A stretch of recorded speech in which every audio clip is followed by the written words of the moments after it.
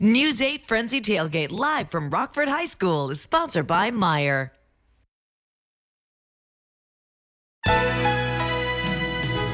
From Wood TV, this is News 8 Daybreak. Live from the Football Frenzy Tailgate at Rockford High School.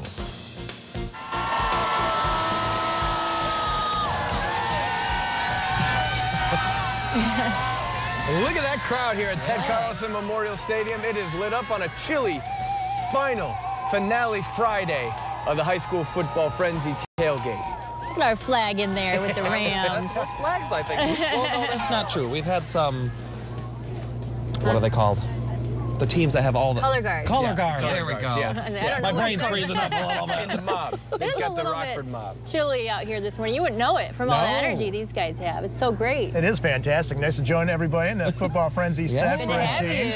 you. It is, it's excitement. It just Yeah. kind of, you don't need any coffee this morning. Okay, let's take a look at it. It's chilly this morning, not as bad as last week, thankfully. Wind is light, and you can tell that wind is light. Here's a live view of our Grand Haven.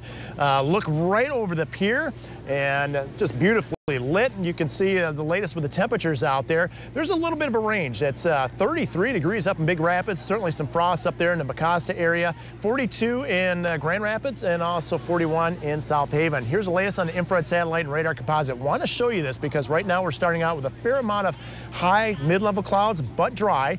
Off to the west, those clouds break up quite a bit, and that's going to lead to sunshine out there for this afternoon. Here's what it looks like in terms of the bus stop forecast. Yeah, a little on the chilly side, but really not that unusual for this time of year. Dry, light wind out there, and we'll end up with temperatures right around 50 degrees, seasonable fall weather. Football frenzy forecast, I would say this is one of the best of the season so far. Hey, you expect it to be cold this time of year. It is going to be chilly. Temperatures will slip into the 40s, but the wind will remain light, and that is the key. And this will not carry over into the weekend. I'll have more on their chances of rain and snow as well. But Tom, we've made it through the first hour and a half. Pretty good without any incidents on the road. What do you have? That's right. Everything remaining pretty calm out there. As you heard Matt giving our forecast, you know that we are waking up with dry conditions out there along area roadway, so that is good news if you're getting ready to jumpstart your Friday morning drive into work. Taking a look at all the freeways heading into downtown, those two are clear of crashes and any slowdowns out there, so that is good news for folks. Going to give you a quick live look outside. This is US 131 at Ann Street, and you can see traffic moving along pretty good on this Friday morning. I'll have another update for you in about 15 minutes. Casey? Looking forward to it. Thank you, Tom. It's 6:02 right now. We have a lot planned for you this morning here from Rockford, but we do want to get a check of the big stories we're following for you right now. That includes developing news near Battle Creek. Let's go to News 8's Lindsay McComel in our studio with that. Lindsay.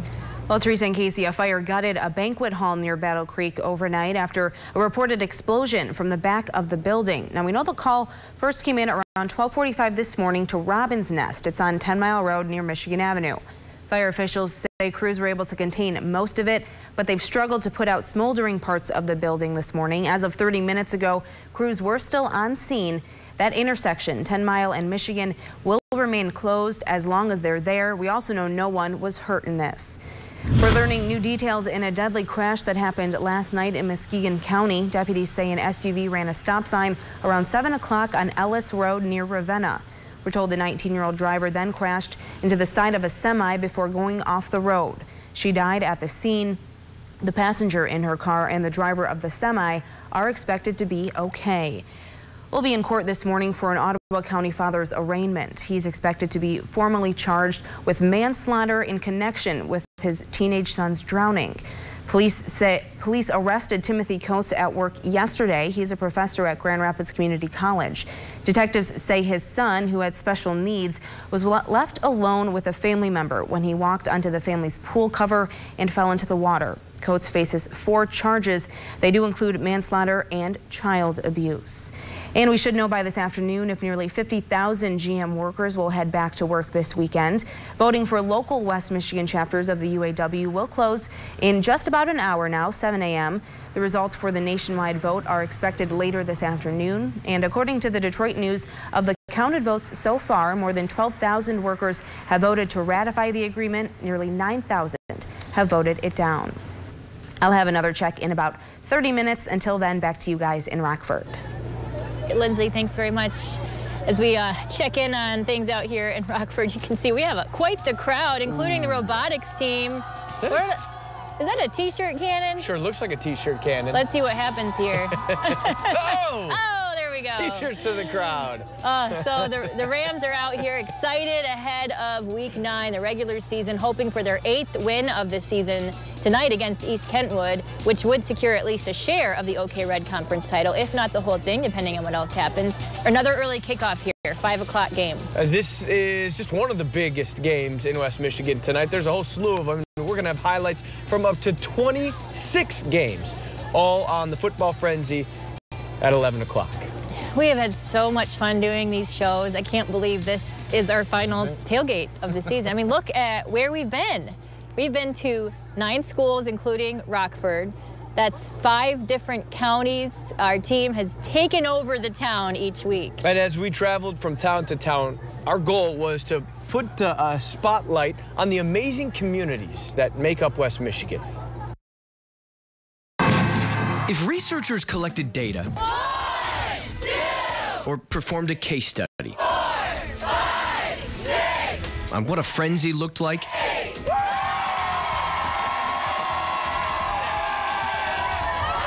the 9 weeks of our Daybreak tailgates would be all the sample they'd need. Live from the Football Frenzy tailgate, Allendale in Week 1 set the tone, and the tailgate evolved. Food. We've got Tom Hill and Man in the Grill this morning. You gotta have some crock pot chili. Dance. West Michigan High School football, they pretty much share everything. Antics. These guys would win. What? I'm sorry, do you want me to stop? And of course, Broadway dramatics.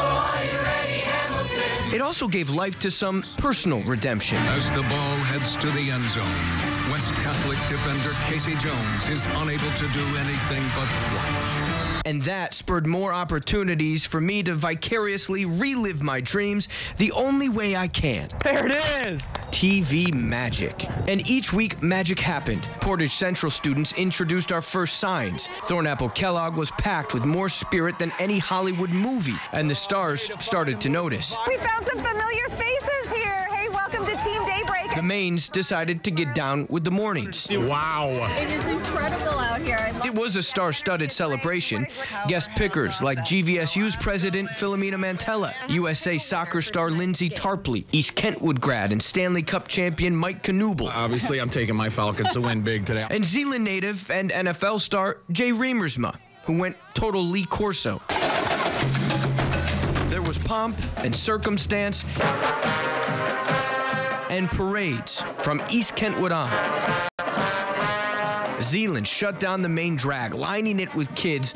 All we were missing was the ticker tape. But the messages were received. These tailgates were community, highlighting the uniqueness of each town in West Michigan, but shining the light on what truly makes us all unique, just how similar we really are. And we've had so much fun doing this, but I think that's what we noticed week to week is you see the different colors, the different school mascots, but in the end, it's still kids, it's still bands, it's still families and communities coming together using football as the catalyst to support community. And it's Learned still a few fight songs along the way. ate a few hot dogs. That's along right, the way, you know, just a few. Just a few? How many have you eaten, Tom? Just one today. Oh, Just one today, but the tally on the No, All right. This is what we got to do. This is what we have to. The corner bar is right down the road. Team Daybreak has to get their name up on the wall. There we go. There's a challenge of the morning. Oh, we're talking about I our team had who some can graphics lose. made with my face on it, but not like that. Love it. it is 6:08 right now on your Friday morning. This is a pretty amazing school here, Rockford High School, and the kids took a pretty amazing trip earlier this year. Still ahead, how they are changing lives around the world.